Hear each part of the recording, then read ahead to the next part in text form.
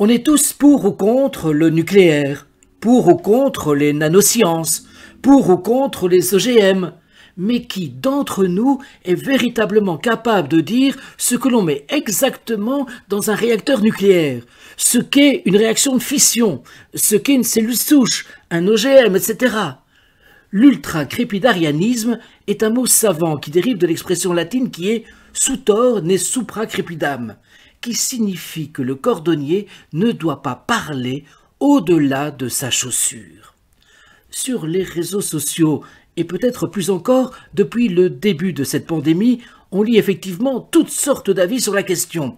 Les personnes qui s'expriment commencent bien souvent par « je ne suis pas médecin, mais je pense que… » Et donc, après cette déclaration tout à fait honnête et louable d'incompétence, s'ensuivent des injonctions sur ce qu'il faut faire ou penser à propos, par exemple, de tel ou tel traitement. Des psychologues américains, Dunning et Kruger, ont constaté que pour se déclarer incompétent, il faut être au contraire tout à fait compétent.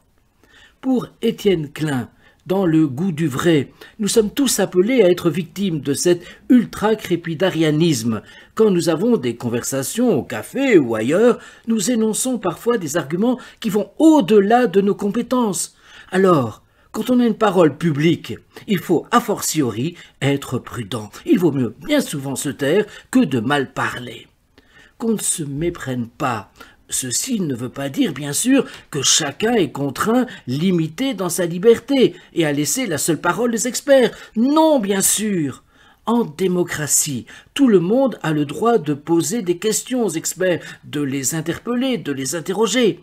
Mais ici, ce n'est pas ce qui est fait. On donne son avis sans savoir. Il faut aussi reconnaître qu'on a tendance à écouter ceux qui parlent de tout, comme s'ils nous rassuraient, comme si tous ceux qui ont une forme d'arrogance aussi nous sécurisaient. Nous sommes confrontés à des discours scientifiques, pseudo-scientifiques, fake news, etc. Et tout cela nous contamine. Les gens modérés, prudents, finalement, on ne les entend pas. Ils font partie de la majorité silencieuse. Par contre, les gens qui sont aux extrêmes parlent plus que les gens que l'on pourrait qualifier de centristes. Il faudrait, conclut Étienne Klein, que ceux-ci prennent finalement davantage la parole et s'expriment passionnément. À méditer, n'est-ce pas? Ce texte s'inspire d'une interview d'Étienne Klein, précisément, physicien et philosophe et auteur du livre « Le goût du vrai ».